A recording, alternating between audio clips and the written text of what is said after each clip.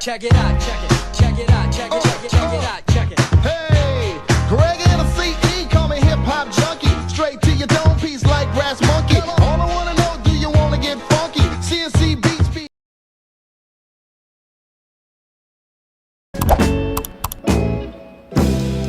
Running away is easy. Hoy Monserrate se alza a 3.152 metros sobre el nivel del mar y se ha convertido en el icono más representativo de Bogotá. Cuando Gonzalo Jiménez de Quesada en 1538 fundó Santa Fe de Bogotá, los cerros se convirtieron en guardianes de la ciudad y más adelante se le daría el nombre de Monserrate en honor a la Virgen de Montserrat en Cataluña, España, que curiosamente también se encuentra en una montaña. En 1656, junto con la llegada a la ermita de la primera Virgen de Montserrat, llega la imagen del Señor Caído de Monserrate. Además, existe una creencia popular que dice que si los novios suben juntos al santuario, nunca se casan. ¿Ustedes creen en este mito? Para facilitar el ascenso a la cima, en 1929 se inauguró el funicular, el primero en Sudamérica, y en 1955 se puso en funcionamiento el teleférico. Running away is easy. It's the Hola, ya nos encontramos en el Mirador Entre Nubes. Acompáñanos. Antes de considerarse como parque, en Entre Nubes se realizaban actividades agropecuarias, en donde la minería era muy significativa, en donde se realizaban canteras, ladrilleras o chircales. La migración y el crecimiento de Bogotá llevaron a la formación de asentamientos. El Parque Entre Nubes es una entidad geográfica tan grande que abarca 600 hectáreas, que incluso no se ubica en un solo barrio, sino que atraviesa colinas y varias localidades y barrios del suroriente de Bogotá. Las actividades que se suelen realizar en este mirador son caminatas ecológicas, senderismo, meditación pasiva y observación de fauna y flora. Entre Nubes hace parte de la cuenca del río Tunjuelo, afluente de Bogotá, fortaleciendo el medio ambiente.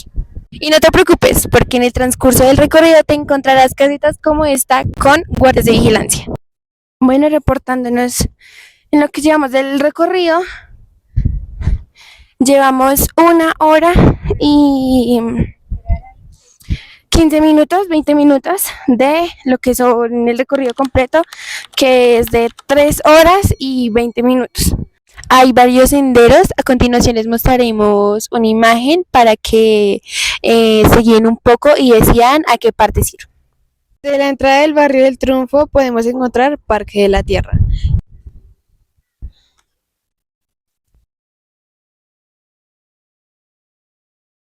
Aquí en el Parque de la Tierra encontrarás diferentes tipos de cultivo, como por ejemplo lulo, tomate de árbol, ya que aquí se promueve la soberanía, que es decir, que los pueblos puedan producir su propia comida, que sea más nutritiva, sin químicos. Incluso tienen un lombricultivo, que lo que hace es como cultivar lombrices, como lo dice, para poder producir compost y eso, y poder pues construir y sembrar sus alimentos. Con esto damos fin a nuestro recorrido, pero queremos decirle y esperamos que no se queden con lo que ven a través de la pantalla, sino que vengan ustedes y lo presencien. El Parque Entre Nubes los espera. Chao. Mucho antes de ser un parque, este lugar en la localidad de Suba fue un territorio con un profundo significado. Desde hace más de 1200 años, la zona fue habitada por la comunidad muisca. Se cree que el terreno fue incluso un antiguo cementerio indígena y un lugar sagrado. Su diseño actual está hecho inspirado en la cosmogonía muisca. Por ejemplo, la plazoleta astral era donde observaban el sol para determinar las estaciones. Es un lugar que conecta nuestra ciudad con la memoria de nuestros pueblos originarios. Pero la historia no es solo ancestral. El predio, que llegó a ser conocido como la finca La Toma, donde se extraía agua para Suba, sufrió una gran transformación alrededor de 1950, se convirtió en una cantera durante décadas hasta 1995. Se extrajeron materiales para obras, dejando un enorme hueco en la colina. Afortunadamente hubo una luz al final del túnel. A partir de 1997, el entonces Dama, hoy Secretaría Estatal del Ambiente, inició su recuperación. El hueco de la cantería fue rellenado con escombros de Bogotá iniciando un proceso de restauración ecológica. Finalmente, en el año 2001, se inauguró el Parque Mirador de los Nevados, como lo conocemos hoy. No solo ofrece una espléndida panorámica de Bogotá y que en días despejados se ven el Tolima, el Ruiz y Santa Isabel, sino que es un referente de alto valor ambiental y un espacio de aprendizaje sobre la flora, la fauna nativa y el legado muisca. Es un verdadero pulmón histórico y paisajístico de la ciudad. Running away is easy. It's the Nos encontramos en el Chorro de Quevedo. Quédate si quieres conocer la historia. Desde el siglo XX, el Chorro Quevedo se ha considerado centro cultural bohemio dentro del barrio La Candelaria. Según una de las versiones más aceptadas, fue en este punto, en 1538, donde el conquistador español Gonzalo Jiménez de Quesada estableció su guarnición militar, donde aquí se construyó la primera iglesia de la ciudad llamada El Humilladero. Se dice que fue la primera iglesia de la ciudad, la capilla del Humilladero. Se cree que antes de la llegada de los españoles, el Chorro Quevedo era utilizado por muiscas indígenas que realizaban rituales.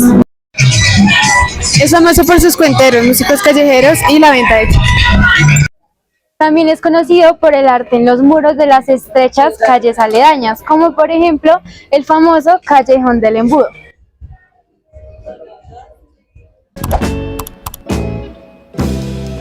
running away is easy.